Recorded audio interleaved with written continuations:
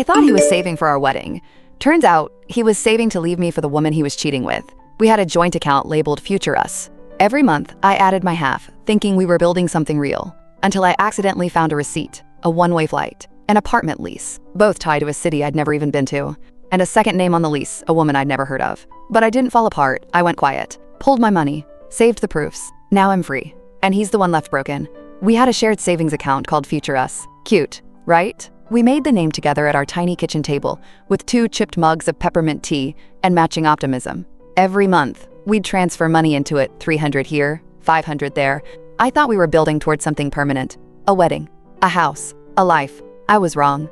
He wasn't saving for our future. He was saving to leave me. But the wildest part? I didn't find out because of some grand confession or a dramatic phone call. I found out because I opened a drawer looking for a charger and found a one-way flight confirmation to a city I'd never even heard him mention, booked in his name, paid from our Future Us account. I sat there on our couch, that same old green one we got off Facebook Marketplace, holding a paper trail of betrayal in my hand, and the worst part was, I still didn't want to believe it. I kept whispering to myself, there has to be another explanation, like maybe the airline made a mistake. Maybe he was planning a surprise? Spoiler, he wasn't. But let me rewind a bit because I need you to understand how normal things felt right before it all exploded. His name is Aiden, and for 3 years, he was my person. The good morning texts, the late night fast food runs, the Spotify playlists that made me cry because he just gets me. We met at a friend's engagement party. Ironic, in hindsight. He was pouring drinks behind a makeshift bar, doing that charming bartender smile that he probably rehearsed in the mirror. I was wearing this terrible pink dress that kept riding up my thighs. He told me I looked irritatingly ethereal, and then asked if I believed in karma or just bad timing.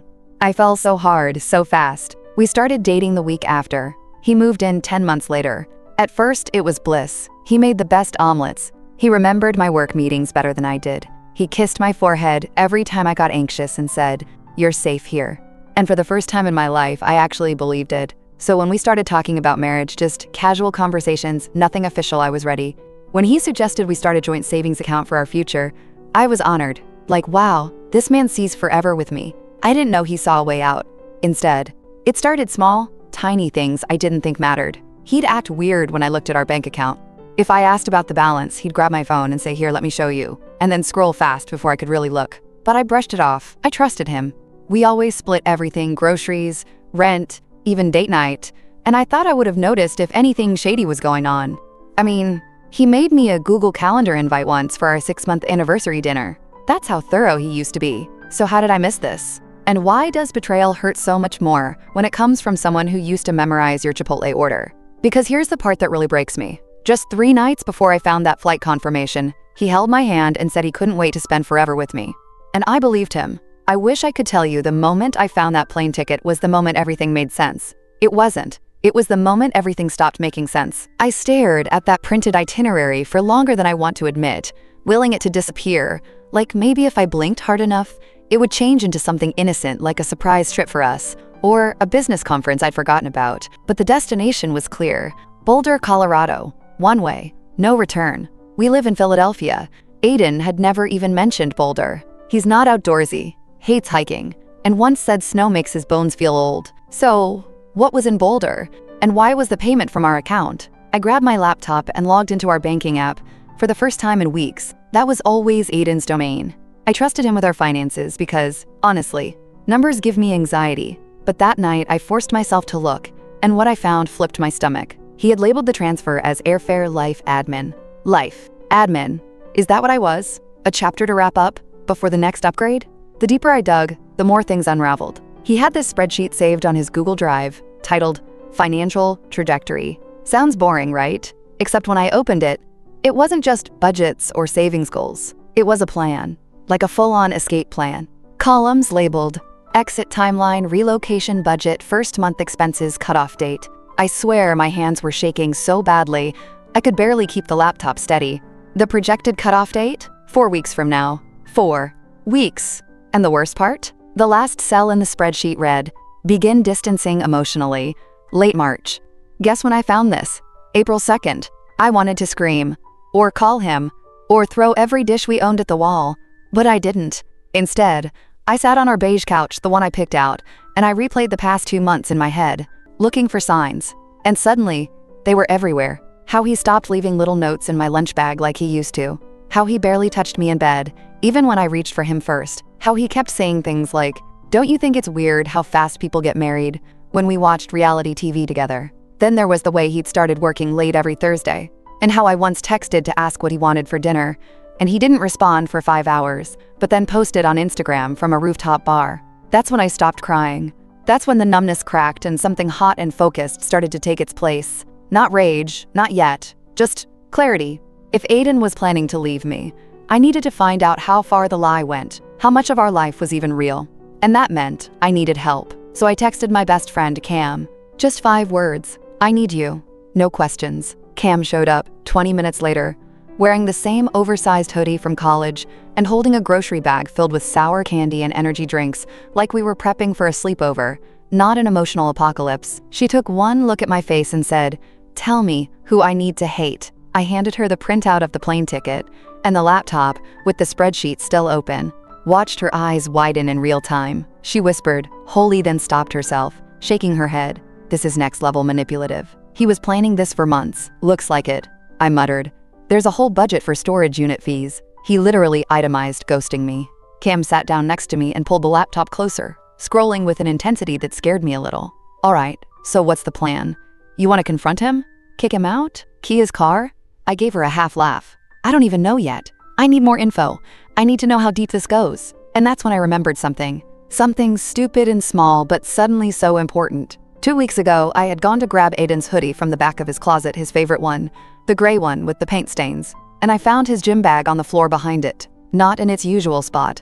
It had looked stuffed, like it hadn't been emptied in a while. I hadn't thought anything of it, until now. I practically ran into the bedroom and yanked the gym bag out, unzipping it right there on the floor. Inside was a pair of sneakers, a clean t-shirt, and a second phone. Not an old one, a new one. Sleek, fully charged. Cam let out a low whistle behind me. Oh hell no, burner phone. Are we dating a drug dealer?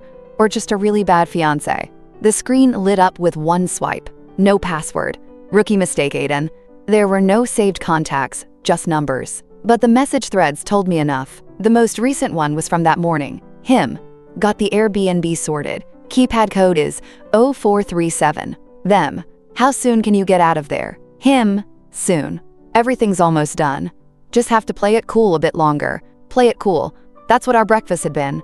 Our wine nights. Our walks to the farmer's market, where he held my hand and pointed out which basil plant we should grow this spring. It was all performance. And apparently, this wasn't just about leaving me. He was rehearsing his exit like it was a movie role. Wait, Cam said suddenly. Scroll up, there's a photo. I tapped it open. A mirror selfie, not of him, but of someone else. A woman, standing in front of a full-length mirror in a fitted black dress. She was tall, with dark hair and way too perfect eyebrows. And the caption? Thinking of you. Cam leaned in.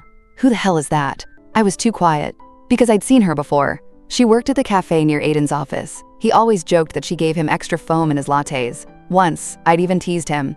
You sure she's not flirting with you? And he'd laughed, pulled me close, kissed my forehead, and said, You're the only one I see. God, what a lie. We scrolled for over an hour. Dozens of texts, plans, complaints, flirtation, pictures I wish I could unsee. The most recent message thread ended with her asking, So when do we stop pretending? And him replying, End of this month. I swear. I felt something snap inside me, like a string pulled too tight for too long. Cam saw my face and squeezed my hand. What do you want to do? I looked her dead in the eye. I want him to think I still believe everything. Because if he's going to lie to me for months, the least I can do is make him wonder how long I've known. The next morning, I made him pancakes, not the lazy kind either. I pulled out the vanilla extract, added cinnamon, crushed up a handful of walnuts the way he liked, set the table, poured fresh coffee, even played his favorite playlist on the Bluetooth speaker, the one with that acoustic version of Can't Help Falling in Love that he used to say reminded him of me. He walked into the kitchen, still rubbing sleep from his eyes, and paused. Wow, he said slowly. This is unexpected. I smiled like nothing was wrong. Thought we could use a soft morning. Things have been stressful lately. He kissed my cheek. You're amazing, you know that? It almost made me laugh. Because if he had any clue what was actually happening, what I knew, what I was planning, he wouldn't be standing here acting like this was still his show. That day, I started my own version of Operation Exit. First step, separate finances. We had 2 joint accounts, one for bills, one for us. That's the one he'd been draining for his escape plan. So I opened a new checking account under my name only, quietly, online. No paper mail, no phone calls, just digital. I transferred $800 from my own savings, not enough to trigger anything, but enough to start. Then I logged into our budgeting app. Thank God I remembered the login and set up text alerts for any withdrawals over $200. If he made another move, I'd know instantly. I wasn't just gonna watch him walk away. I was gonna chart his path. Next step, document everything. I made a secret folder on my phone, hidden behind a fake calculator app, where I started saving screenshots of everything. The second phone's texts, his spreadsheet, the flight confirmation, even the mirror selfie from the other woman, which I named Latte Girl because, yep, she was the barista from his favorite cafe. And I told Cam, of course. We created a shared Google Drive, labeled innocently as Bridal Mood Board, where I dumped every piece of evidence. That way, if anything happened to my phone, or if he got suspicious, I had everything backed up and safe. Cam even added tabs for revenge options and petty but satisfying ideas. She's the real MVP. But the hardest part wasn't the logistics. It was pretending. Every word out of my mouth had to be perfectly measured. I couldn't sound suspicious. I couldn't act distant, not yet. So I turned it up. I became the Pinterest fiancé. I sent him cake samples to vote on. I added 3 new vendors to our wedding spreadsheet. I even posted a throwback of us on Instagram with the caption, "Can't wait to marry my best friend." He commented, "Same," baby with the ring emoji, and a heart. Meanwhile, he was texting Latte Girl about finally being free soon. He had no idea he was starring in my show now. Then, a small twist I didn't see coming. That night, he left his laptop open when he went to shower. I told myself I wouldn't snoop, that I had enough. But curiosity is a loud thing when you're being lied to. I clicked into his email, searched Boulder, and there it was. A signed lease. 6 months. Paid in full, starting May 1st. The address? A furnished studio downtown, walking distance from, the cafe. So he wasn't just leaving, he was starting over. And he wasn't planning to tell me a thing. I shut the laptop and stared at the reflection of myself in the dark window. He thinks he's being smooth, calculated. But the thing about hiding your escape is you never expect the person you're escaping from to find the door first. The day after I found the lease, I did something reckless, small, but deliberate. I left his burner phone charger slightly unplugged from the outlet where he always hides it behind the bookshelf in our guest room. It's tucked back there with a power strip, where he thinks I never clean. And he's right, I usually don't. But I'd vacuumed that room top to bottom that day, very loudly. So he'd know I'd been in there, and I wanted him to wonder. Later that night, I caught him pacing in the hallway, casually glancing into the guest room like something felt off. He didn't say a word, but I saw his jaw clench. Good. Here's the thing about being the girl who always says it's fine. People stop looking for the cracks. They assume you'll bend, that you'll adapt, that you'll carry the weight of the relationship, even when the other person sets it on fire. I've been that girl, for years.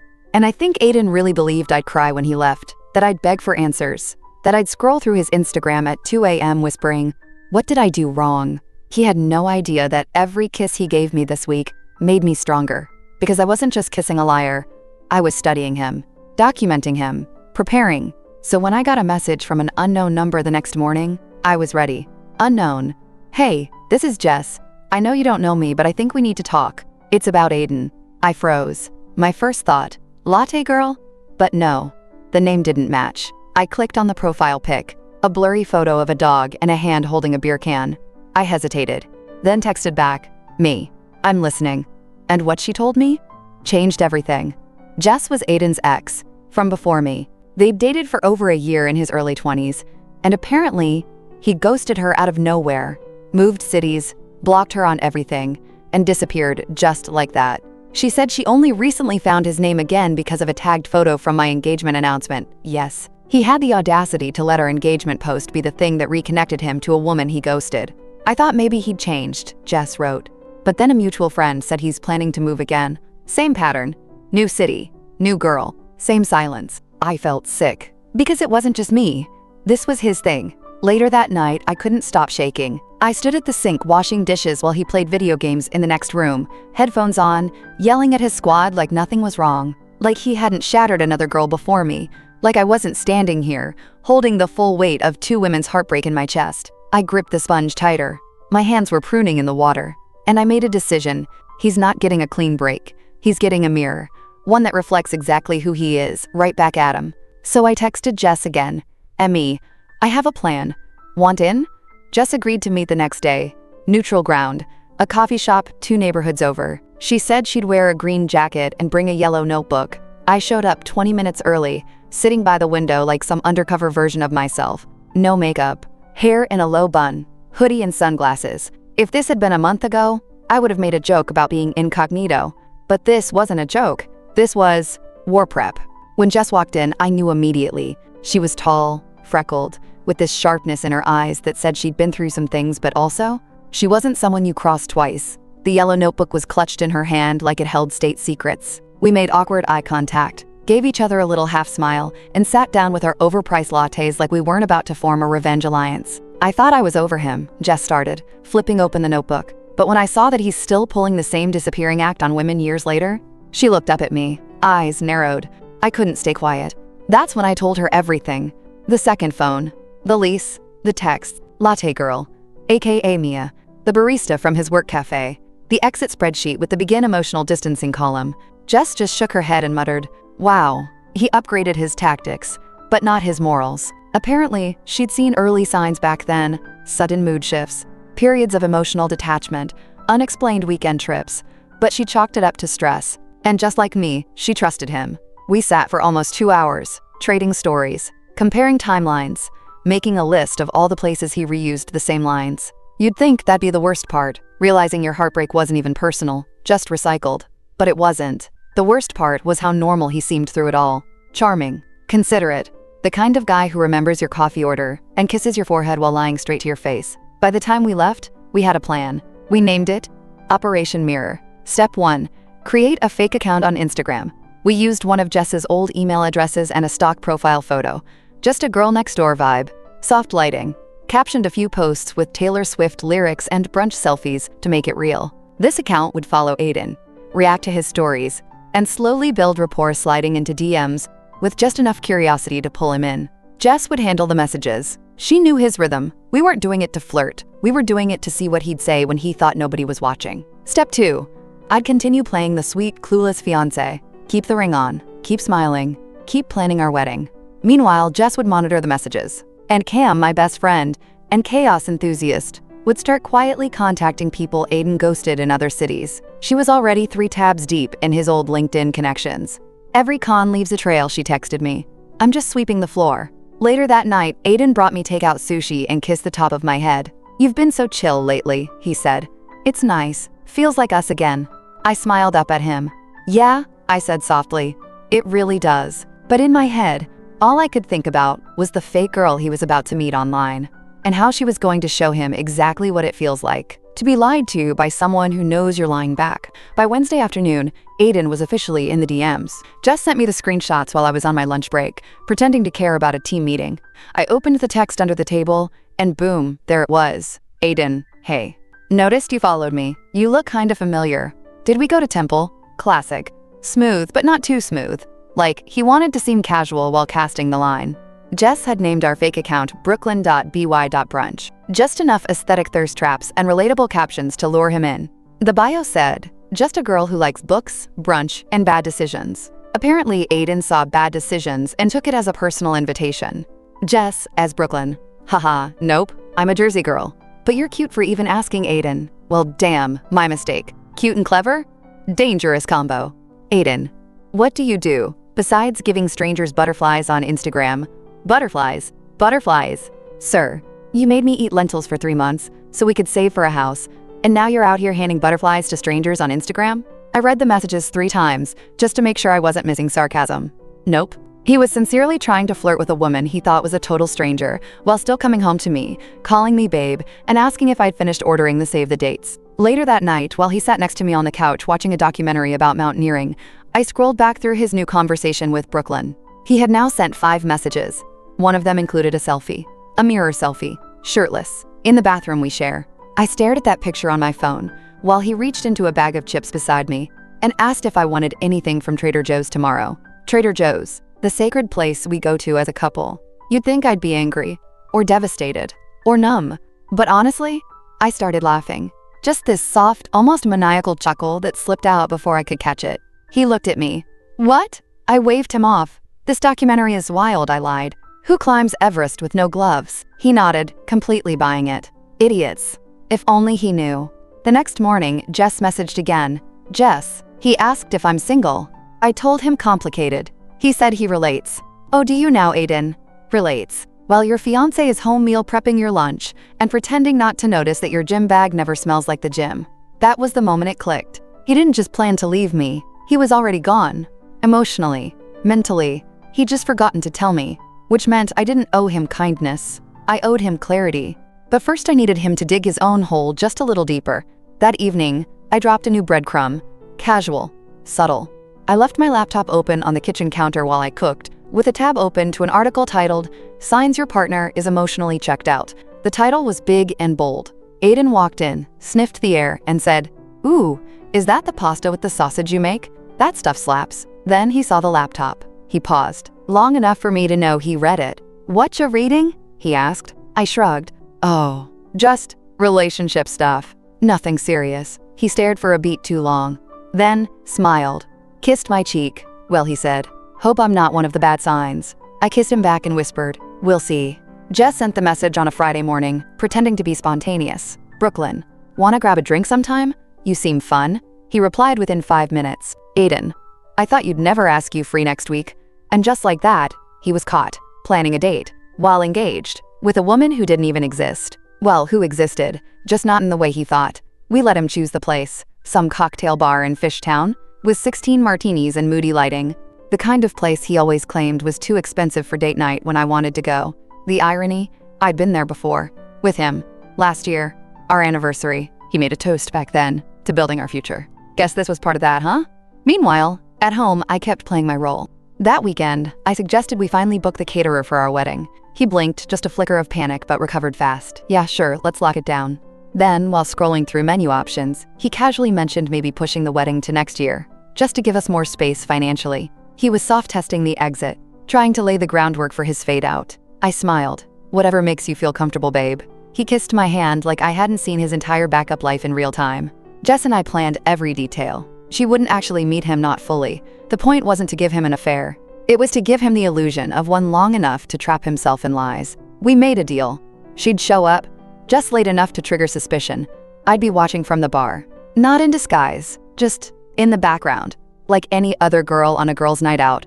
We wanted to see what he'd say out loud, if he'd admit anything, if he'd dare say her name, or if he'd keep pretending like he was some tortured guy in a complicated relationship, buying time to build his next fake life. Tuesday came fast. He dressed nicer than usual. Buttoned down, his good cologne, the one I bought him for our 2-year anniversary that he only wears when he's trying to impress. "I've got a work thing," he said, grabbing his keys. "Networking happy hour."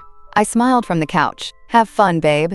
He kissed the top of my head and walked out the door like it was any other night. Except this time, I followed.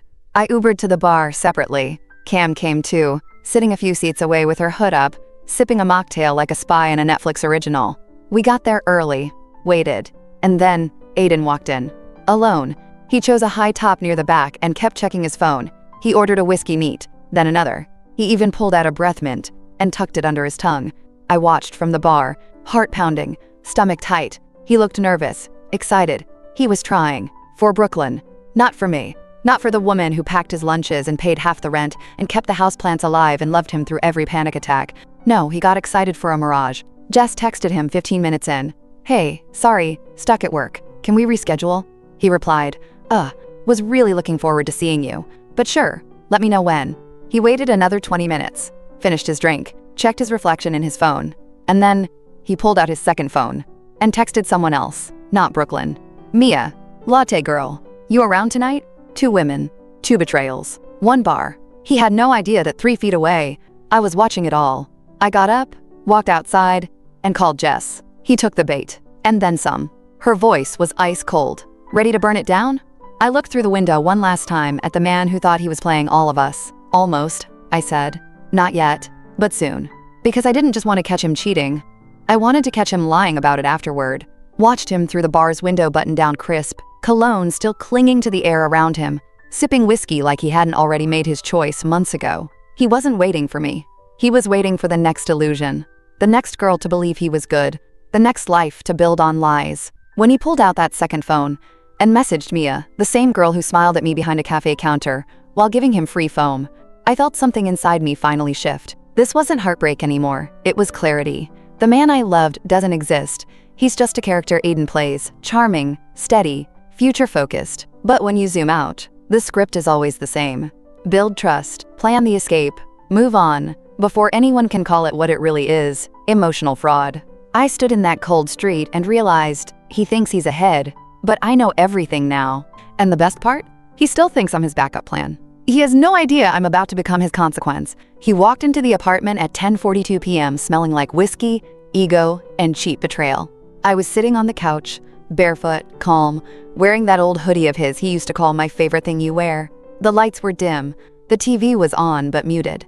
It wasn't for comfort, it was for ambiance. I wanted him to feel safe for just one more second. He froze in the doorway. "Oh hey," he said, casual, like he hadn't just tried to cheat on me with 2 different women in the same night. I didn't speak. I just turned the TV off, slowly. "Aiden," I said. "How was your networking event?" He blinked, hesitated. "It was fine. Long day. Cool." I tilted my head. "So tell me, did Brooklyn stand you up? Or were you just bored when you texted Mia from the table?" And just like that, his face fell apart. Not dramatically, not all at once, but in layers. First, confusion. Then the math. Then the pure, undeniable panic. He opened his mouth, closed it, stepped back like he was looking for a time machine behind him. "Wait, what? How do you—" And I stood. "I know about the burner phone. I know about the Boulder lease. I know about Jess. I know about the cafe girl. I know everything, Aiden. And the best part?" I took a slow breath. "You planned your escape so carefully that you never once considered what I'd do if I caught you first." Silence. He just stared at me, mouth parted, like his brain had blue-screened. Say something. I dared him. All he could manage was, "I didn't mean for it to be like this." That line. That stupid, coward's line. I almost laughed. "You know what's wild?" I said, walking past him to the door. "You spent months trying to leave me slowly, silently, secretly. And now, I'm giving you what you wanted." I opened the door. "Go." And he didn't argue, because he knew the game was over. The door clicked shut behind Aiden like the last scene of a bad movie. But this wasn't credits rolling silence. This was the reset. And I didn't waste a second. First thing I did, sent the evidence folder everything from the fake Brooklyn DMs to the burner phone texts, to the lease to Mia. No words, no warning. Just, "I thought you deserved to know who he really is." His fiancée. She didn't reply. Not immediately. But 2 hours later, her Instagram went dark. All the flirty comment chains between her and Aiden gone. Her profile photo changed to a black screen. And a few minutes after that, Aiden texted me. "Did you send Mia something?" I didn't answer. Instead, I messaged Jess. "He's unraveling." And we were just getting started. Step 2, the group chat reveal. It was time. I pulled together every mutual friend, every cousin who still followed our proposal in the mountains photos, every person who ever double-tapped our curated love story and thought it was real. I sent one message. "Hi friends. Just a quick update. The wedding's off." Turns out, Aiden was already planning his next relationship with multiple women. If you'd like proof, I have spreadsheets, and screenshots, and emotional damage. If you see him on Bumble, wish him luck. He'll need it. Reactions poured in. Gasps. Cursing. One friend replied, "I knew he gave finance bro with a backup girlfriend." I laughed for the first time in weeks. It wasn't petty. It was truth. And I wasn't hiding from it anymore. Aiden called twice that night, then 3 more times the next day. I didn't block him. I let the silence do the talking. Because here's the thing. He wanted out, he's out. But he doesn't get closure. Not from me. Not from the women he lied to. Not from the life he tried to erase me from before it even ended. And then came the final piece. That shared account? Future us? Yeah, I drained it. Every penny I'd put in plus interest. I left him exactly 3.14. Just enough for a slice of humble pie. And in the memo line of the last transfer, I wrote, "Thanks for the lessons. I'll invest in someone better." That weekend, I sat in the same cafe where I used to meet him for lunch. Ordered the drink Mia probably gave him for free. Tipped double. Watched the world move on around me like nothing had exploded. And for the first time, it didn't hurt. Not because I wasn't angry. Not because I wasn't sad. But because I finally understood something. I wasn't his stepping stone. I was his wake-up call. And now, I wasn't mourning him anymore. I was writing a brand new story with me as the main character.